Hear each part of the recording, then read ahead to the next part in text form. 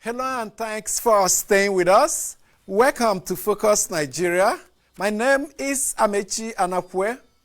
The National Caucus of the People's Democratic Party is meeting this Monday in Abuja to review the presidential and National Assembly elections and make plans for the forthcoming governorship and state assemblies election. The meeting will seek to find ways the party could recover from the defeat it suffered in the presidential and National Assembly elections and make inroads in the next round of election. The first goal for the party will be how to retain the states under its control, while the second task will be to push to take some states under the control of other political parties. The opposition candidate faces a daunting task retaining Kwara State, the huge margin the APC won the presidential election in the state, and the fact that the party lost out in the 3 senatorial elections in the state are clear indications that the governorship contest will be tough. This also applies to Gombe State, where the PDP also fared very badly. There is, however, some glimmer of hope for the PDP in Imo, Oyo, Plateau, and Lagos states, as it stands a good chance of making inroads there, if the APC fails to put its act in order. Well, together then, they could kiss these states goodbye. In the meantime, the opposition party has denied making some demands on the APC in order to drop plans to challenge the outcome of the presidential election in court. Reports emerged after the National Peace Committee met with the PDP leaders that the party has made a 6-point demand on the APC, which if met will lead to the PDP not approaching the court to challenge the results of the presidential election. The National Peace Committee also met with President Muhammadu Buhari at the Aso Rock Presidential Villa, where they tabled the issues raised by the PDP to the president.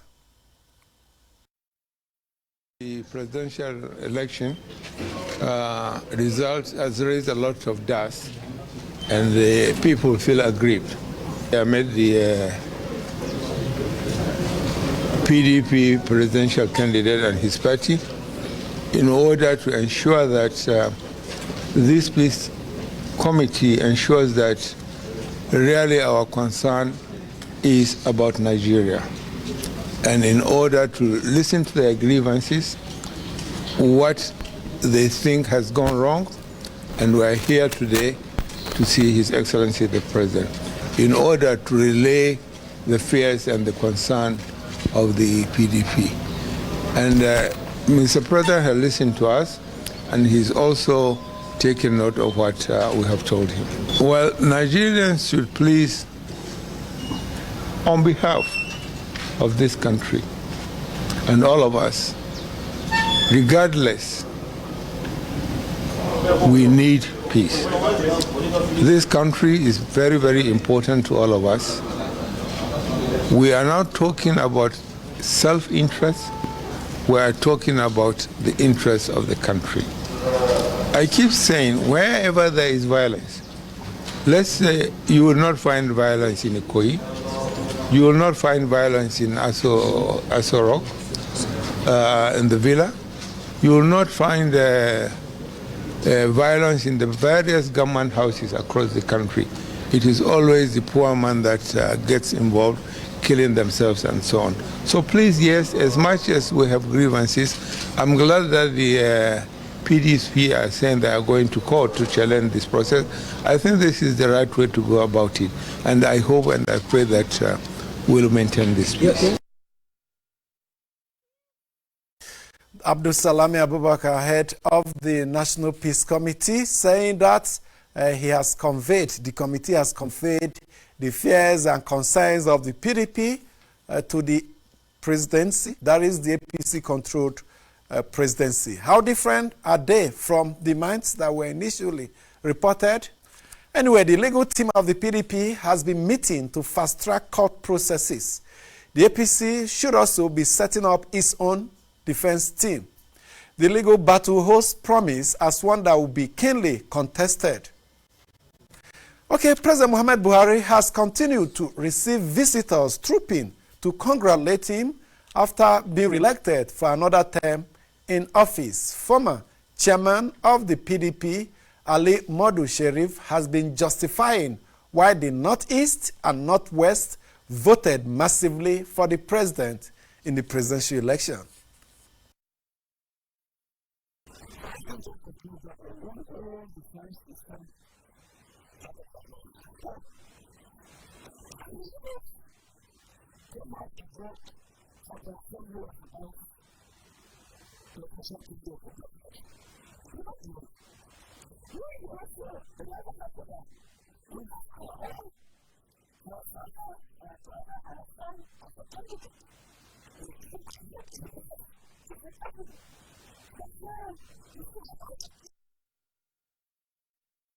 So is Atiku Abubakar not from the Northeast, the same with Ali Modu Sheriff? Is it not the son of the soil there? Okay. Trouble is brewing within the ruling party, the APC. It announced the suspension of some key members for anti-party activities last weekend.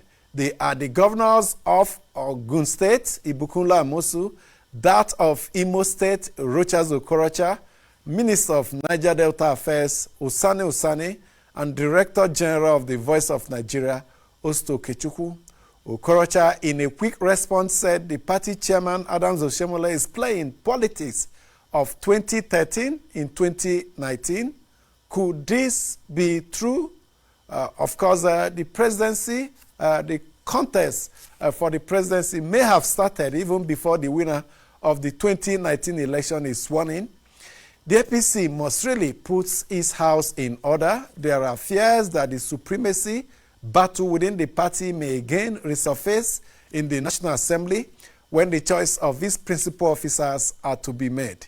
The only difference will be that the new PDP group will not be participating as they have left the APC for the PDP. So we may likely see contestations between the old ACN, CPC, and AMPP blocks. Maybe a new block may even emerge as the battle intensifies. It is only President Buhari that can prevent this from happening. That is, if he takes full charge of party affairs, unlike his disposition in 2015. Our conversation today will be on the general election aftermath. There are so many issues and developments trailing the conduct of Nigeria's presidential and National Assembly elections, even as the next round of elections are just nearby. And these issues are begging for analysis. Dr. K. Chukwu, a policy analyst, is my guest. Please do join us.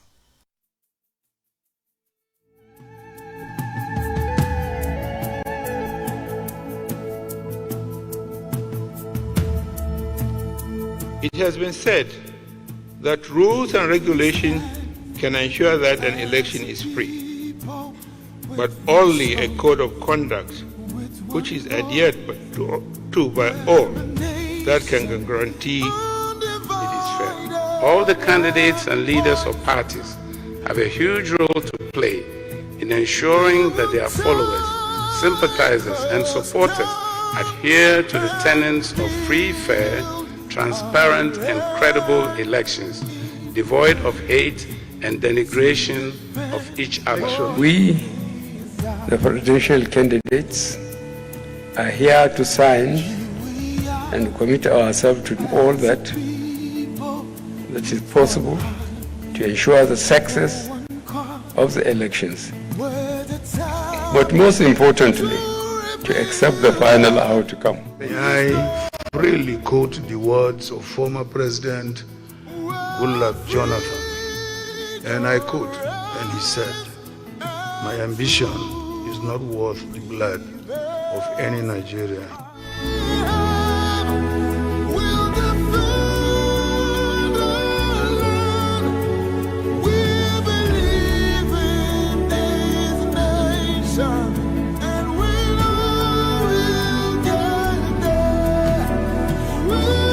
Issues as they break. The political actors. Unless we get a cure for what is ailing our polity, then we will continue to make efforts to perfect it. Let's keep talking. Sometimes what they don't even need to hear, they have to say it. It is their own to be defended. The scheming and the intrigue. In a democracy, the government should be afraid of the people, not the people should be afraid of the government. This is a kangaroo coup. We follow them all. Follow in-depth and no-holds-barred analysis. Feel the pulse of Nigeria's democratic rules only on EIT.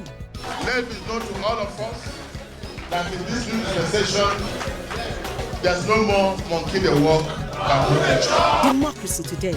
Nigeria's authority on politics on EIT.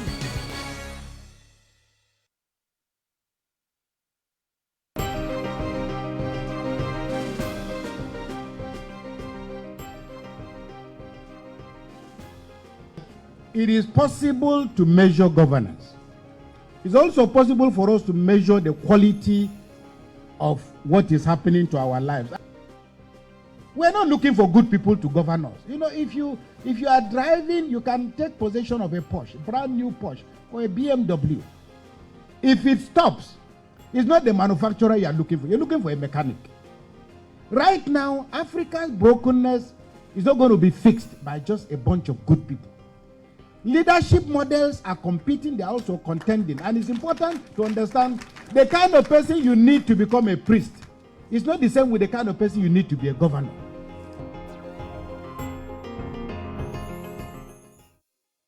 Thank you so much for staying with us. My guest is already seated, Dr. K. Chukwu, Executive Director, Development Specs Academy in Abuja and a Senior Fellow, Nanda Zikiwe Business School. Thank you so much for joining me. Thank you, my pleasure. First round of election over. Yeah. We are waiting the second round. Is the first round really over? Matters are rising. Yeah, there's so much, several matters are rising, but a declaration has been made. Somebody, the president has been returned. Yes. As duly elected. And after returning him, you schedule another elections to determine who will be president. There's a rerun in some places on the presidential. Some clarification from INEC saying they meant National Assembly, that's senatorial, and House of Representatives, because the issue of a presidential election... It's a closed matter. A closed matter, based on the position of INEC. But another issue is, can it be challenged in court? The National Peace Committee doing a lot of work, but the PDP and Atiku Abubakar are insisting that this matter must get to court. No, it's within their democratic right to say that and to also do that. If in the assessment there are issues they are not happy about, or there are facts they think were misrepresented, or there are votes they felt were not allowed to count. And so on the basis of that, the next level of engagement provided by law is that you go to court. So it is right they should do so if they are not happy. Take the evidence to court instead of taking the law into your hands. And I think both parties should really be commended for their conduct so far. It's easy for the PDP to have started a riot. It didn't. Set up an alternate government. Alternate government caused a lot of mischief. It's also possible for the APC to have clamped down on everybody. That didn't happen. So I see greater indices of political maturity in the voting pattern. There were places where you had a block, clear votes indicating a choice they wanted to insist upon. That choice may not have gone through, and they didn't react by saying, no, we're sure we won. You may be sure you won in your polling booth or in your village, but that doesn't translate into your local government or the rest of the country. So there's a lot of political maturity demonstrated, and I think the line PDP is towing is the correct thing to do. Go to court. But please, when you're going to court, take court-usable evidence. There's been a lot of, you are aware, evidences that could be admitted in court. Because you may have an evidence, but due to certain shortcomings, it may not be admitted in court. You know, they have a lot of videos running all over the place. And when I look at some of them, I chuckle. You have a video of young people who are voting. You and I could sit down and arrange that in a school field. But if you have that video and you probably have an INEC official with a name that can be identified, now there's something to talk about. So there has been close to 80% of just sensational material that will not be useful in court. So PDP should also take itself seriously and prepare properly. We must also, in doing a post-mortem, even if belatedly, of that election, note that if you recall before the elections, I think the PDP had a briefing where it announced that it had gotten some machines that will enable it monitor the result, prevent rigging, and all sorts of things. I thought a situation room? No, not just the situation room, but that they had devices, satellites. I thought that was the most thoughtless and disgraceful thing for anybody to do. Two of us are about to fight a war. You're prepared and prepared. Then I announce the kind of arms and ammunition I have, and I even put it on display. I give a press conference. I've prepared you, isn't it? And now all that satellites that they put on the moon and on the other planets, what has it done? The ones that can not only pick the paper, not a man reading a newspaper, but pick the particular paper he's But you see, there's also you must understand the technology you're talking. There's also the matter of access. You have a satellite that can pick out the groundnut in the hands of somebody at your car park. Now that person cannot pick up what's on your system because you're under a roof. Do you get? So I don't know. And then they announced that they also have what do you call it? Body cam. And then suddenly his in-law was being raided. You don't go public with such things. That's what you're going to use to fight, to give on the fight. And that's what creates the concern. Has PDP really been strategic? I'm not happy PDP lost, by the way. I'm sure you know that. But you see, we're talking about our country. You cannot have one species of incompetence take over from another. You may have a lot of competent people, but unable to strategize. Take the postponement of the election. The election was postponed. The chairman's statement was the opposite of that of Atiku. And three other spokesmen of the party said different things. But the discussion is not about PDP. It's about the fact that elections have come and gone. And I commend particularly the PDP that didn't make trouble. The APC, its victory is a de facto victory. PDP wants the APC to now establish that this victory is the juror. So it's going to court, and that's the right thing to do. Now, talking about going to court, I recall what came out from the 2015 governorship contest in Rivers, especially which now flowed to other places such as Akwa Ibom. APC went to court. It was at the Supreme Court that we were told that the card reader is inferior to the voter card, the voters register, because it was not embedded on our laws. And it's only a contestation in court that will throw establish. So going to court may likely, even if you win or lose, but for the purposes of enriching our jurisprudence, coming up with issues that may enrich and deepen our democracy and electoral processes, it may have some good notes to. Oh, I agree completely. In fact, one of the people who performed the greatest services to the judiciary of this country in terms of the growth of jurisprudence and legal practice was the late Gani Fahimi. So many groundbreaking judgments arose because of his troublemaking.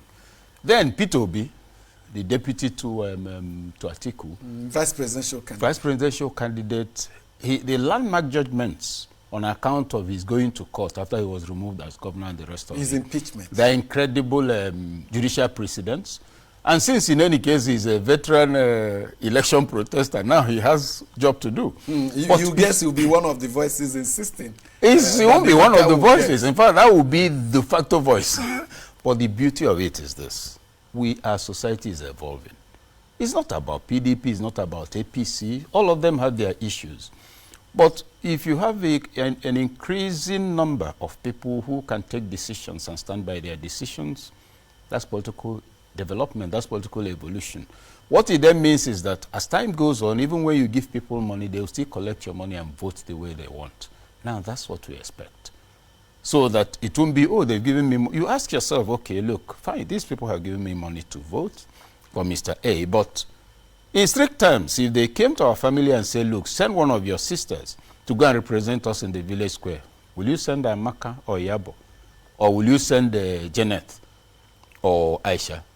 Those are the questions. Even if Aisha has bought you Fanta, you say, if she goes there, or if Yabo is going, no, Aisha will do better. That's where we're headed. So the bitterness connected with the election outcomes and the attitudes of people, I don't share it. These are long-term, short-termists. You want the victory today, you want your brother to win, and your brother may be a scoundrel. So if you limit your perception of party good of national good, of communal welfare to party loyalty, you have a jaundiced perception. Your party has lost. That means if it's a fair contest, that it doesn't have the numbers. Because a party is supposed to be made up of people who share the same ideological position on how to run the state. And democracy is all about numbers. Precisely. Numbers and values. But you see, our own, the values have not evolved sufficiently. That's why money works. That's why intimidation works. That's why somebody thought that the way to determine the outcome in Okota was to go and beat up people and burn the ballot paper. These are indices of growing political consciousness. And of course, there's one major benefit of this election, particularly from the angle of politics, for the peripheral actors in the presidential contest, Kingsley Moghalu, Sowore, Fela Durotoye, and who again? Then Obi, of course, withdrew before the elections. Some of them making 16,000, 26,000 No, the point votes. to note is that all of them, each one of them has hundreds of thousands of followers. Online. All of them put together Online. yes, all of them put together made 80-something thousand votes. You see, that's political education.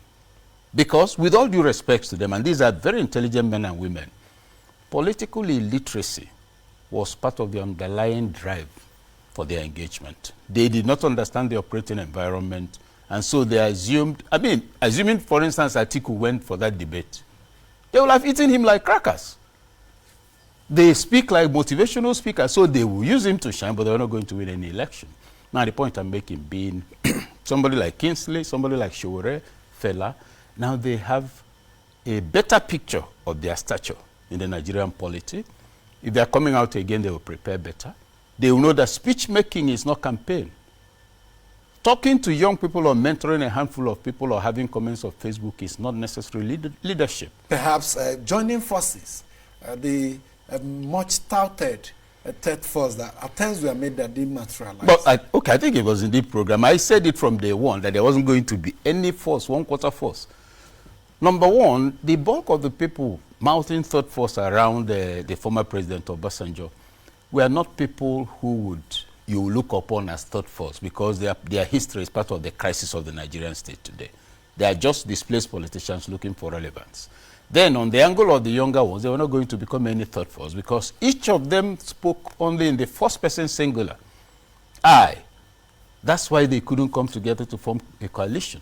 If all of you are young, forward-looking, focused on the 21st century, and you see the need for Nigeria to become where the rest of the world is, you should be able to sit down on the table and say, look, this is the global template for national survival in the 21st century. Any one of us can push it through. Please, let's agree on whom we have confidence to push this for all of us. They couldn't do that. But at least they brought in some value, that eloquence, that ability to debate and stay on the issues is one thing we may have to give them. No, that's what I'm giving them actually. But not only did they excite the conversation, they also learned and grew politically. Why are they not protesting? Why don't they say so it's the greatest, some of the greatest benefits have gone to these contestants. They've got a somewhat more realistic perception of the Nigerian state. And that is good for them. That is good for the polity. As for, you said they're excited. Yes, they did excite, and it's good. Then they will now begin to see the difference between good speeches, young people clapping for you, Facebook and Instagram, and the politics on the ground. So it's national political evolution for us. It's good. Let them go and prepare better. From experience, some of them may be considered for some appointments into key positions. But that will be if they are interested, and also if the government would want to take them. If it wasn't some of their original objectives in the first place. Yeah, but you see, there's always an operating environment. There's always what you call a conducive operating environment for anything you want to do. Now, you go and appoint an idealist and make him Minister of Works, when in fact those who funded the campaign expect to make some kill from there. You're looking for trouble. So those are some of the things to consider. And also, really, like I just go back to the fact that the lessons are there. Look at their choice of vice presidential candidates. If that's an index of how they're going to govern Nigeria, we're finished. There's a wide gulf in terms of quality? Quality, quantity, coherence, relevance, contemporaneity, everything. Look at, okay, this person is an excellent policy person. He or she can do it. And this is the person he has chosen. And the vice presidency is not just an appendage as is seen. It's supposed to be part of your engine house. If you have a competent vice president, he helps you administer the office. The vice president practically oversees the economy. The SSG, which is the SGF, which is the actual warehouse and powerhouse of the presidency. If you have a competent vice president, which P2B will have had an incredible, but look at the choice of vice presidential candidate. Look at the structure of their campaigns. So the focus on the first person singular. I will do this. When I come in, I will introduce. Where are you going to introduce that? You introduce a new worldview where criminals have taken over the place?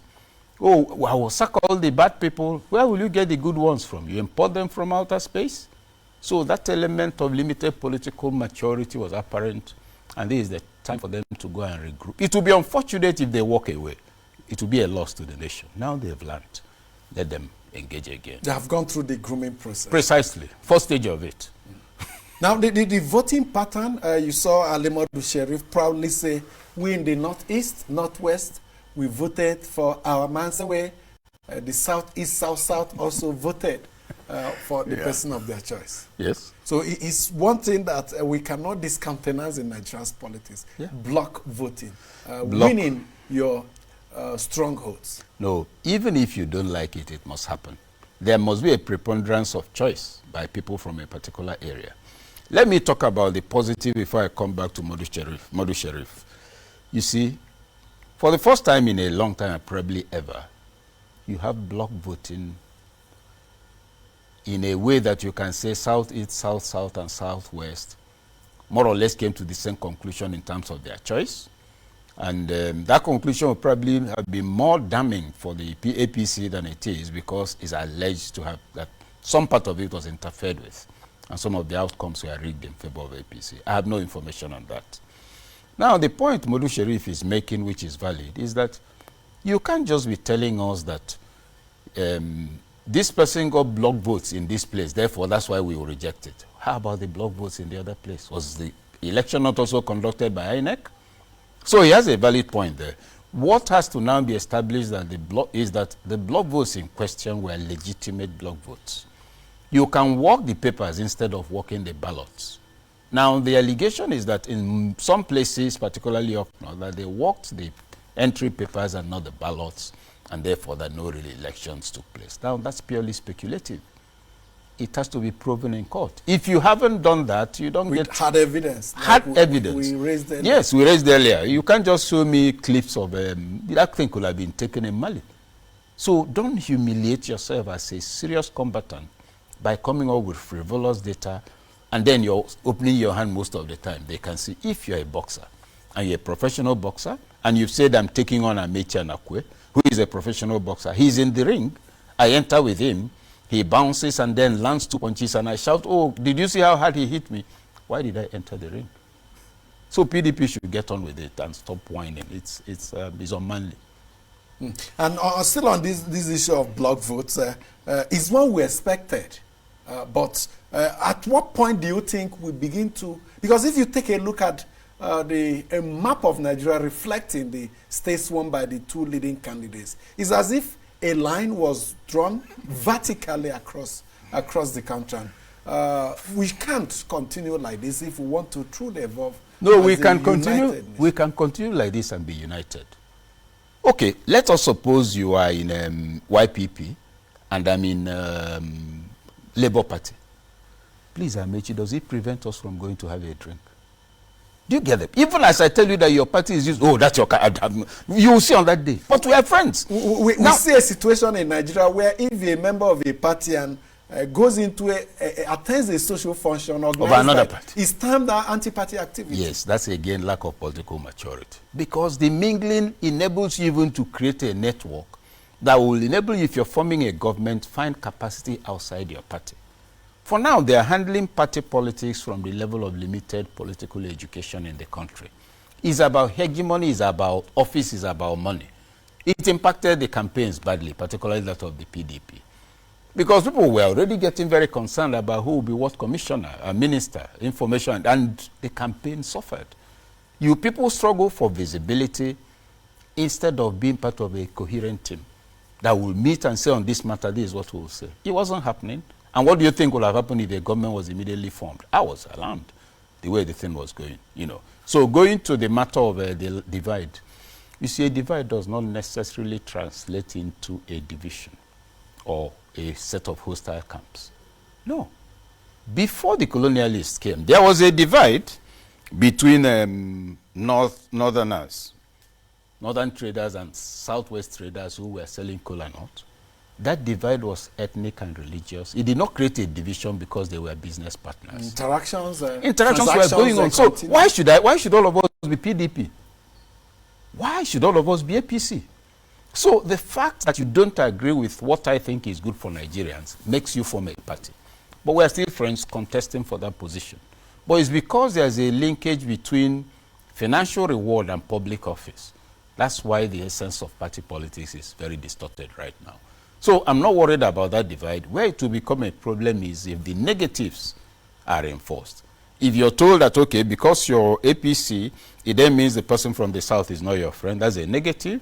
If you're in APC and you're a Christian, it means that the non-Christian is not your friend. That will be the negative. So I have no issues with that at all. We need the multiplicity. Look at your dressing. Your dressing is exciting as it is.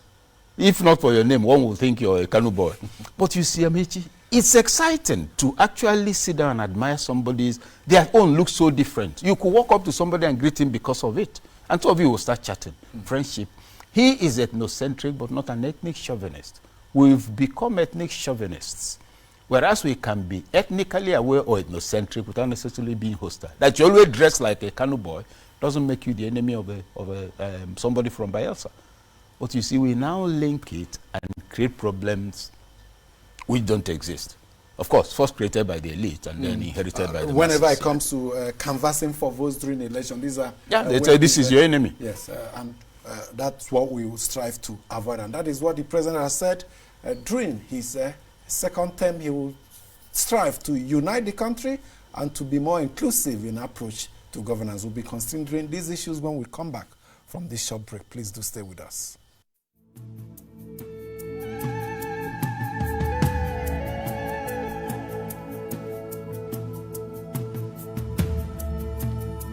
It has been said that rules and regulations can ensure that an election is free, but only a code of conduct which is adhered to by all that can guarantee it is fair. All the candidates and leaders of parties have a huge role to play in ensuring that their followers, sympathizers, and supporters adhere to the tenets of free, fair, transparent, and credible elections, devoid of hate and denigration of each other. We, the presidential candidates, are here to sign and commit ourselves to do all that is possible to ensure the success of the elections. But most importantly, to accept the final outcome. May I freely quote the words of former President Goodluck Jonathan. And I quote, and he said, "My ambition is not worth the blood of any Nigerian."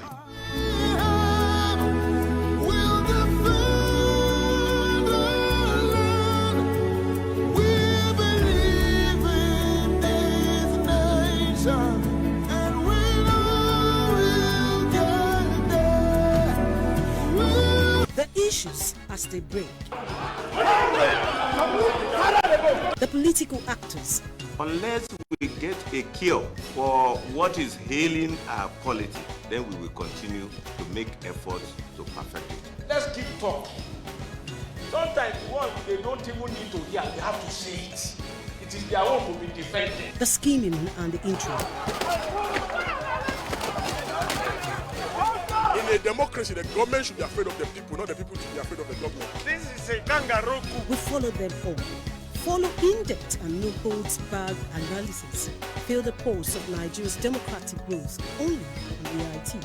Let it be known to all of us that in this new dispensation, there's no more monkey the walk than Democracy Today.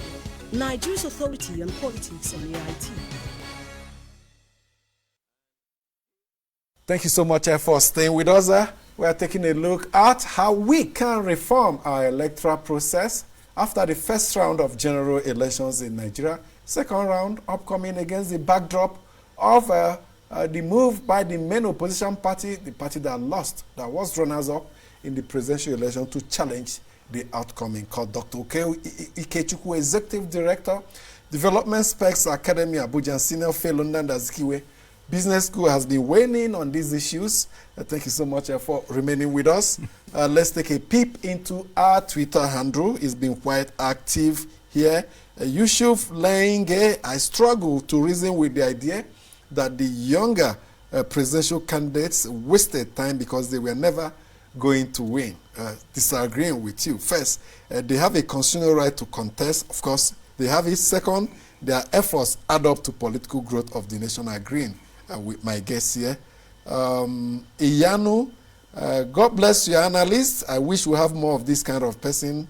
That is what I've been preaching to people around me. Okolo Kabionye, I love your guest perspectives on the just concluded election. His pan-Nigerian and his analysis are exceptional. We need people like this at the helm of affairs in this country. Maybe one day you may want to contest and you find yourself in the shoes of Kingsley Moyara and Feladuro too. No, I won't be in their shoes. Because I have more than enough political education to know at what level not to engage. You don't engage as a dreamer. You don't go to swim. You choose realistic targets. Absolutely. And plan for it and create the network and get the funding and deal with stakeholders. Stakeholders are not just those you like or who are your project, but those who can pull you down. You create that network. You don't take power because you have a lot of excited followers. As they are getting excited, those you're about to displace, what do you think they will be doing? That's the angle to take into account. The political economy of power is what they didn't pay attention to. Okay, the president, just two statements from him after winning. The first at the party office, hours after he was returned as president by INEC. He raised two critical issues. He will run an inclusive government and he will unify the country. While collecting his certificate of return from INEC, he also repeated those two promises. What does it bring into his presidency as we get set for him to be sworn in again on May 29? I don't know. All I can say is that is a statement of good intention. When he won the first election, he said he belonged to everybody. By the time he began to make appointments, we found out that he belonged primarily to Katsina State, his immediate family, and then to the north. So that statement is good. It will be good if he can actualize it. But if we are to go by the experience of the last 4 years, it's been really scandalous. And people describe it as shameless and insensitive, and I share that. Now, if he has come back as president, as he has, if the courts don't go anywhere, my reading would be that Providence is giving him a chance to undo what he has done. He has shown us how... During his second term? Yes, during the second term. Because in this first tenure, we've seen that in spite of all we've gone through since independence, Nigeria actually has not developed enough inner strength. It doesn't have enough institutions to prevent its balkanization by individuals. So now he's back, let him then do the right thing, check through what is it that people have been unhappy about, my appointments, the level of insecurity, the fact that sometimes government communication is often false, and that in many cases government actually by its lethargy makes fake news unavoidable. These are the things to pay attention to. And also to measure actual outcomes, not the speeches of advisors and economic analysts. When you say the Naira is stable, it is true. It's stable at 365 or whatever. But at what cost? You're stable. You were in a boat. Your boat got shattered in the middle of the ocean. You have no map. You're not going anywhere, but you're afloat. Let's celebrate the fact that you're afloat. But the truth also remains that you cannot see land anywhere. You're not about to get on shore. So some of the indices with which they measure and say we're doing well, they need to be reviewed. The man has to sit people down and tell them that, look, I'm running a country of Nigerians with this level of literacy and all of that. I'm not running a postgraduate class of economic students. I'm not addressing World Bank staff. I want to talk to my people the way they will understand. I need to use indices they can see that is true. When you tell us how macroeconomic indices are looking, medium term, this one, FFF, you finish, everybody gets up and goes home. Now, first, even the hall you're addressing, half of the people are asleep. The bulk of Nigerians, the few of them that have electricity, didn't know you spoke. I mean, you wouldn't know. So, we are there must be the trickle-down effect. Precisely. Communication is about outcomes, not record of speech, but evidence of impact and internalization. You raise one issue. The institutions are allowing an individual, in this instance the president, to balkanize to an extent. It tells you that we really have a lot to do in terms of strengthening our institutions. The existence of a provision in the Constitution, federal character, that wasn't adhered to, and yet everything continued. The institutions just went to sleep and were dysfunctional. Yeah, but that's because they've not become strong. We still rest largely on primordial sentiments. The nation has not grown strong enough. Sometimes the mistake is made and it's assumed that if you create more institutions, you get better results. I recall that, I think towards the tail end of the campaign, one of the things, somebody speaking on behalf of Atiku pointed out that Atiku will create, what did he call it, an election complaints commission or something like that. I was dismayed. There is nothing you raise after an election that are not covered by extant laws. We can't keep multiplying institutions with the added cost. We already have the National Peace Committee, which is not institutionalized, but working on ad hoc basis. Then you have election tribunals, you have the courts, you have INEC, and then you go and create a commission just to, oh, this is what you're doing. The more institutions you create, the more unwieldy governance becomes. Because let's suppose all of them are sending you memo. You have a lot more to deal with. But anyway, so back to the matter of what was it you raised? Of the issue of institutions? Of institutions. Institutions can only be as strong as the integrity of political consciousness. You make an appointment of a competent person and we say, no, we are not happy because he's not our brother. So you find that the sentiments will override the statutory, what do you call it, the statute setting up the institution. At our level of political maturity, it is difficult for the institutions to fully become functional. Now, but what can kickstart it is a president that is, first of all, himself loyal to the institutions. You make the right appointments, they take their decision, you say, no, I'm law-abiding, and it goes on like that. Imagine, for instance, if Buhari had actually declared his assets publicly like he promised. And he declared, but the details we didn't see publicly. Yeah, he said he was going to, you know. So, but assuming that happened, how do you think Saraki's case would have looked? You have a reference with which you will tell him, my friend, what's wrong with you? And so many other things. So these are reflexes and gestures that could become reassuring but are not being deployed. But that's also because you have a predominantly rogue political elite. People struggle to win elections because it's seen as a high level of income and money and not as a platform for service. And so that's what you have. And then you find the institutions populated by groups with that kind of focus. Okay, two quick tweets from our feed. Isaac Aga whining. How could your guest say PDP should stop whining and move on? I think they reserve the right to seek redress in court for their grievances. He agrees with you on that. Is democracy in action? Enough for him to dismiss their claim the way he did and call it when he did not dismiss. He just said at some point they were whining and they needed to put their acts in order. Nathan Wadak, even if the opposition lacks admissible evidence for posterity's sake, let the repulsive election results be challenged. Of course, we have underlined that's my position, yeah. Yes, even if it's going to be not to be successful, there are many things that we need to see. It's very important that PDP goes to court. Because then, if APC wins in court, it will consolidate its victory. If it loses, and make the government more legitimate. And more legitimate, and we have more confidence in this. It will be a big mistake for PDP not to go to court. What I commend the PDP is the whining initially, instead of preparing to go to court. What I further commend them for is the refusal to be in any way remotely connected with violence.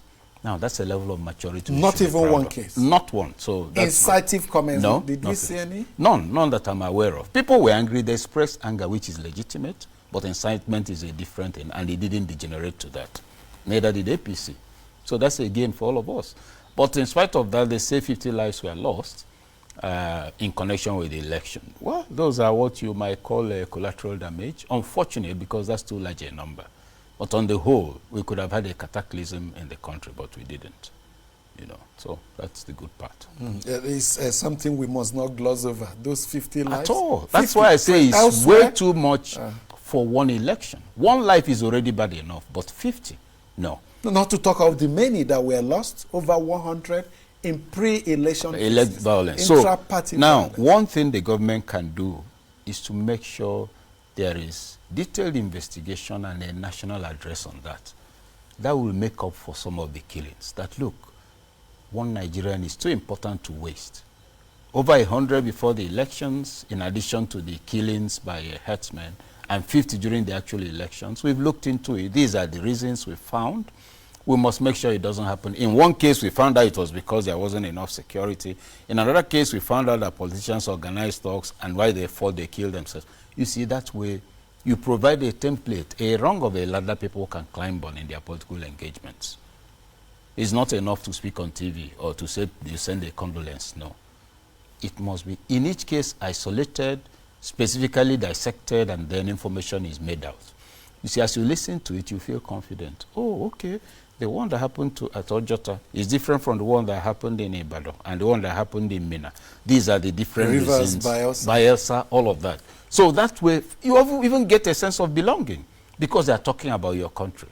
Because you're also talking about a country where, unlike in the past, before the war in the 70s and 80s, people no longer travel across as much as they used to. Even if they do, there are known routes. Before, the railways went to every community, and you knew towns you will never have known. All of that is missing, and we can begin to make up for it by credible leadership.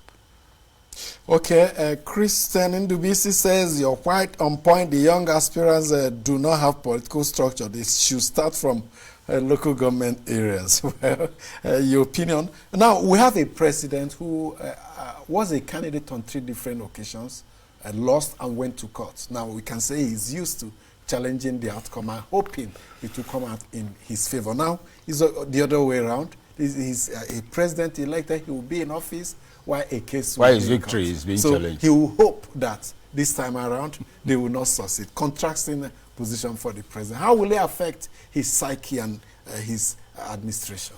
I don't think it will make any difference. For one thing, you see, he is to be commended for those 12 years. It's not easy. He kept going to court. That, in my view, demonstrated some faith in the judiciary, even though he later came to say they betrayed him and all of that. Now it is the turn of the PDP to also go to court. This is political evolution. Now, as elected president de facto, while the court process is going on, the court has not said you're not president. So that should not condition what you have to carry on as if that case doesn't exist. Because you're already elected. Is it feasible? It is. You set up a government, you don't say, okay, let me not fill all the portfolios, you know I might be removed. No, you're being irresponsible. You have to carry on as de facto, you're de facto president, de jure as far as that certificate is concerned. It can be obtained by the court, but until it's obtained, hit the ground running. You should even be winding your leg in the air before you touch the ground. So I don't think that should bother anybody.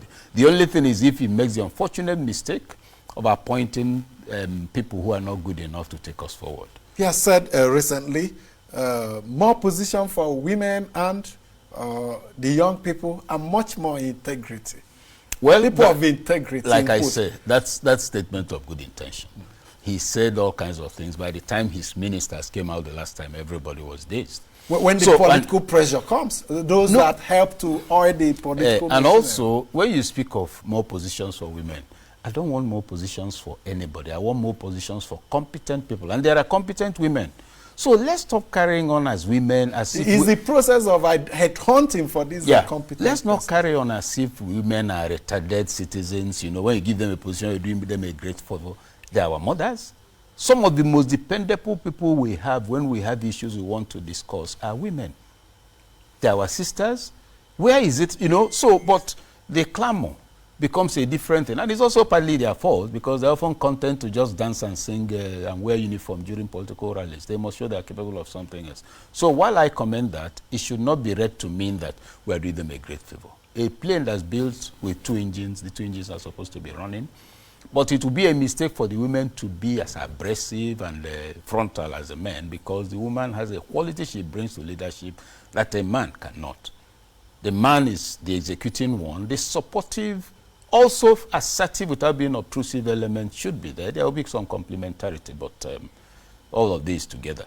Now you're putting more your youth, and I'm sure they will begin to talk about technocrats again, and I have a comment on that. You must appoint people who understand political economy. You recall that during, I think it was Jonathan, not Yaradua, yes, it was Jonathan. Dr. Arumate was in charge of SEC. Security and you remember her encounter with the National Assembly where she informed them that, look, I mean, you can't just talk to me like that. I'm a Harvard whatever. Bunkum. To begin with, if you have good training, good grooming, is that how you'll address elected lawmakers? To be intimidated. Who is intimidating you? Answer a question as a public officer. And you're telling us about your degree. And all these technocrats who tell you about having a Harvard degree and Oxford, did they also remember to tell you that I attended a local school here in Nigeria before going to Harvard? You see, we must demystify certain things. So don't go get us technocrats who carry themselves in such a way that civil servants and even colleagues can work with them. There's no amount of intelligence you have. So the president must have to find a way to balance integrity, competence, realist, and people skill.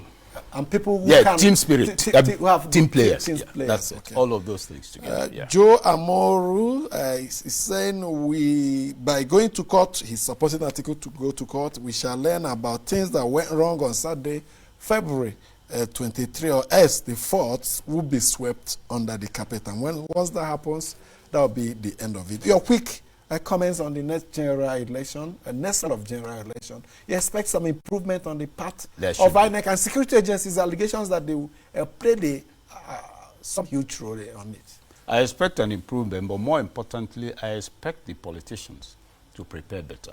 Where you anticipate rigging, prepare your people to make sure they vote, to stay for their votes without becoming violent. And if possible, record the proceedings. Prepare better. Whatever took you unawares the last time shouldn't repeat itself. That's the kind of a submission I will make. Elections you'll always have fringe actors. Even in the most civilized environment, you have people who would want to go against the law. You don't complain they're going against the law, you stop them from going against the law. So there'll be the temptation at this local level for people to act desperately. Some borrowed money for this election that's coming. Some, I'm sure, have already bragged to themselves that in the next 6 months, these people will see that I've arrived. And so they will put everything into winning. It's for the law enforcement agencies to regain whatever mileage they lost in some places the last time, and for the parties to be more open about in protecting their interests. Dr. Kechukwu MNR is an the executive director, Development Specs Academy, Abuja, and senior fellow of the Nnamdi Azikiwe University Business School. Thank you so much for joining us once again on the program. Thank you also for being part of it. My name is Amechi Anapwe. The countdown for the next general election continues. Will be on the issue on Tuesday. Please do stay with us.